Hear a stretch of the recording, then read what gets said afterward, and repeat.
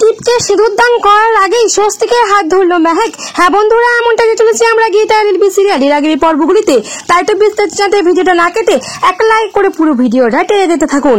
গল্পের শুরুতে দেখতে পাই মুখার্জি অ্যাডভোকেট তপন চৌধুরীর কাছ থেকে কে তার ক্লায়েন্ট জানার চেষ্টা করলেও কোনো মতেই কিন্তু তপন চৌধুরী তার মুখ খুলতে চায় না, বরং তপন চৌধুরী কে ফোন করেছে বা কারা এসেছিল আপনার খোঁজে, এমনকি বংশীর খোঁজে, সেই সমস্ত কিছু বলে দেয় ফোন করে একজনকে।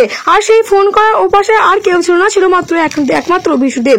কারণ বিশুদেবই একমাত্র গীতার সাথে হাত মিলিয়ে এই সমস্ত প্ল্যান কাজ করে যাচ্ছে। অন্যদিকে তো স্বস্তিক বুঝতে পারছে না যে সে এখন কি করবে, কারণ স্বস্তিকের তো পুরো মাথা স্মৃতিশক্তি হারিয়ে গেছে। তাই তো সে টিপকে বিয়ে করতে চলেছে, কারণ স্বস্তিকের যে আর কোনো রাস্তা কোনো উপায় নেই। এদের তো টিপ ভীষণভাবে ধুমধাম করে বিয়ের আয়োজন করতে শুরু করে দেয়। আর অন্যদিকে গীতা তো বিশুদেবের সাথে হাত মিলিয়ে একের পর এক তার নেক্সট প্ল্যান আর চলতেই থাকে।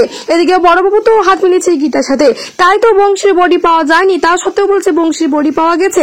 এমনকি সেই বংশীর বডিকে নিয়ে পোস্টমর্টম করা শুরু করে দিয়েছে মিছিমিছি বড়বাবু সমস্ত কিছু প্ল্যান গীতার সাথে করে রেখেছে। কারণ আসল অপরাধীদের মুখোশ টেনে খোলার জন্য গীতা, বিশুদেব এবং বড়বাবু এই সমস্ত কিছু পর্দা প্ল্যান করছে।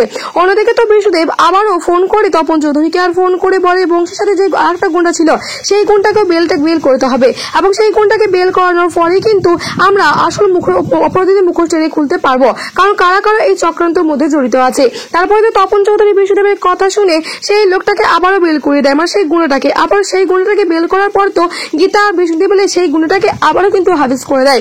আর বড়বাবু তো আরো একটা অন্য বডিকে নিয়ে সবাইকে বলতে থাকে যে এটা সেই লোকটার বডি। তারপরে বড়বাবু আর বংশী বলে সমস্ত প্ল্যান করতে থাকে যে কে খবর নিচ্ছে। খবর নিতে দেখা যাচ্ছে অগ্রিত মুখার্জি এবং তার সাথে দেখা যাচ্ছে কাবেয়াকে। অন্যদিকে তো বিয়ের মণ্ডপ বিয়ে শুরু হয়ে গেছে, আর এদিকে তো মেহেকের আসতে একটু লেট হয়ে গেছে।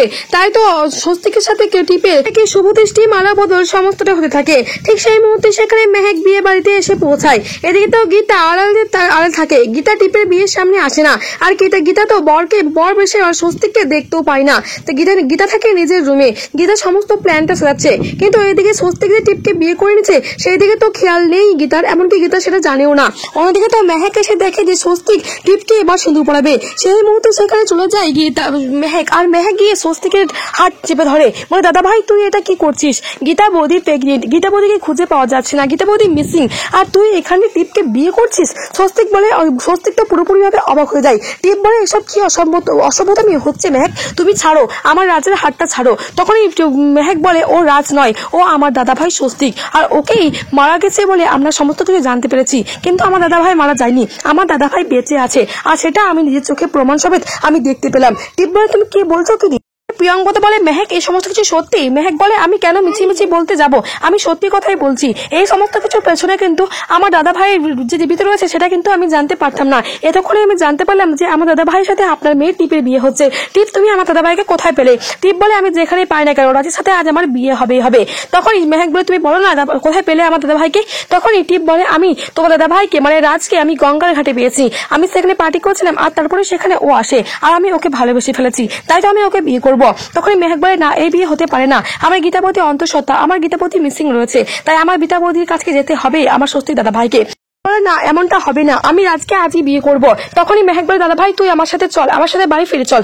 তখনই স্বস্তিক বলে কে তুমি? আমি তোমাকে চিনি না, সত্যি বলছি আমি তোমাকে চিনি না। মেহেক বলে তুই কি বলছিস কি দাদা ভাই, তুই আমাকে ভুলে যাচ্ছিস? আমি তোর মেহেক, আমি তোর ছোট বোন। তখন স্বস্তিক বলে না আমি তোমাকে সত্যি বলছি, আমি চিনতে পারছি না। টিপ এ কে? আর তখন সেই মুহূর্তে সেখানে হলগল শোনে সেখানে গীতা চলে আসে। গীতা এসে দেখে টিপের পাশে বসে রয়েছে স্বস্তিক। টিপের পাশে স্বস্তিককে দেখে চমকে ওঠে গীতা। তারপরে গীতা আর কোনো কিছু না ভেবেই চলে যায়। আর তারপরে তো মেহেক গীতাকে দেখে অবাক হয়ে যায়, আর বলে গীতা বৌদি তুমিও এখানে রয়েছো? তখন গীতা বলে হ্যাঁ মেহেক আমি এখানে রয়েছি, আমি জানতাম না তোমার দাদা ভাই বেঁচে আছে, আমি সমস্ত কিছু প্ল্যান সাথে বুঝতে পেরেছি। তোমার দাদা ভাইকে মারতে চেয়েছিল ওই কাবেয়া, এবার ওই কাবেয়াকে উচিত শিক্ষা পেতে হবে। টিপ বলে এসব কি হচ্ছে কি, আমি কোনো কিছু বুঝতে পারছি না। মেহেক বলে তোমাকে আর কোনো কিছু বুঝতে হবে না, গীতা বৌদি এবার তুমি বাড়ি ফিরে চলো, সাথে দাদা ভাইকেও নিয়ে যাবো। তখনই গীতা চুপ করে থাকে আর বলে এখন আমার বাড়ি ফিরে চলবে না মেহেক বলে হ্যাঁ আমি আর কোনো কিছু ভাবতে পারছি না, তোমাকে এখনই আমার সাথে বাড়ি যেতে হবে। তারপরে তো গীতা আর কোনো কিছু ভাবতে পারে না। তাহলে বন্ধুরা বিয়ের মণ্ডপে তাহলে কি এবার মেহেক টিপকে সিঁদুর পরানোর আগে স্বস্তিকে হাতে ধরে নেবে, আর তারপরে গীতা সেখানে এসে সমস্ত কিছু মিটমাট হয়ে এবার আসল অপরাধীদের মুখোশ টেনে খুলে দেবে? তোমাদের কি মনে হয় অবশ্যই কমেন্ট বক্সে কমেন্ট করে জানাও। তাছাড়া এমনটাই চলেছে আমরা গীতা এলএলবি সিরিয়ালে আজকের পর্বে। ধন্যবাদ বন্ধুরা, ভিডিওটা পর্যন্ত নিয়ে আসছি নেক্সট আপডেট নিয়ে।